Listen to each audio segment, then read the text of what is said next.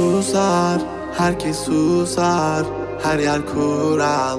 Yıkın duvarları, uğra, yanıma uğra. Bir yazı tura, bükelim tüm kolları. Koy koy yeni bir kat, onu da geçeyim iyi bir fark. Zoruna gidenin dili kurak, kapalı kapıya çeneni tak. Boş ver geri topla, verdiğin değerin dili olsa. Kalbimi vurmuş gidiyorsan, acı diliyorsan ve de biliyorsan. Kızgın güllerin üstüne düşmüş dolunayım ben. Soldum bir kere geriye dönersem yok olayım ben.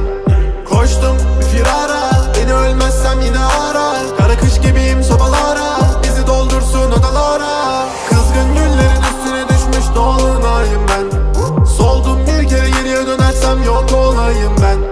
Koştum bir firara, beni ölmezsem yine ara. Kara kış gibiyim sobalara, bizi doldursun odalara.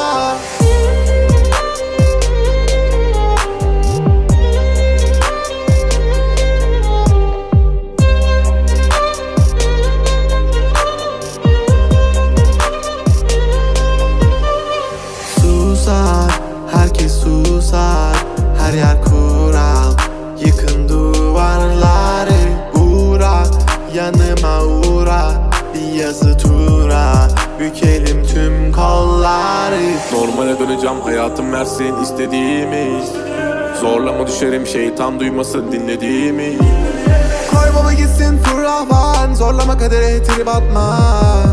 Trip atma, trip atma. Normale döneceğim, hayatım versin istediğimi. Zorlama düşerim, şeytan duymasın dinlediğimi. Koy baba gitsin fırlavan, zorlama kadere trip atma. Trip atma, trip atma. Kızgın güllerin üstüne düşmüş dolunayım ben. Soldum bir kere geriye dönersem yok olayım ben.